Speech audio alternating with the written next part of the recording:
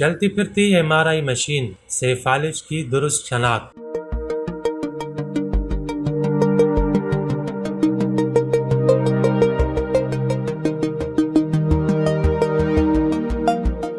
America में इजाद की गई एक चलती फिरती यानी पोर्टेबल एमआरआई मशीन से फालिज की शनाख्त 90% दुरुस्तगी से की गई है।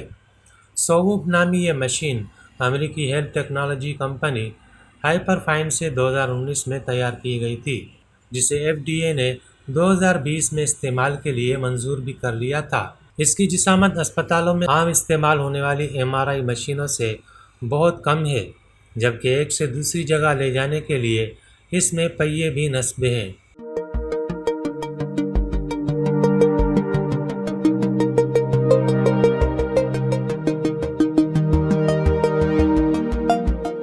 पिछले 2 सालों में तब्दीली और बेहतरी के बाद सोवूप की हसासियत में मज़ीद इजाफा किया गया है।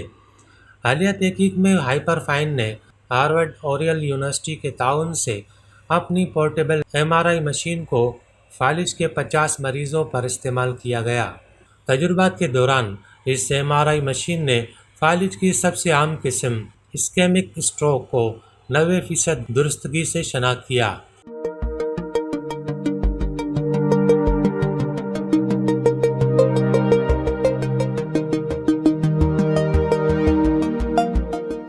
बताते चले कि फालिज 2 तरह का होता है।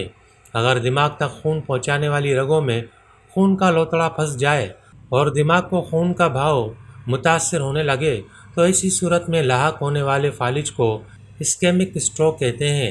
इसके बजाय अगर दिमाग को खून पहुंचाने वाली कोई रग फट जाए और नतीजतन दिमाग के अंदर जरियान खून होने लगे तो इस तरह होने वाला फालिज हेमोरेजिक स्ट्रोक कहलाता है।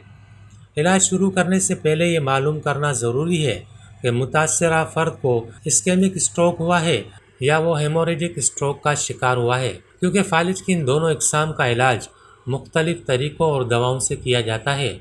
यानी हम ये कह सकते हैं कि फालिज के सही इलाज का दारोमदार इसकी सही किस्म शनाख्त होने पर भी बहुत ज़्यादा है।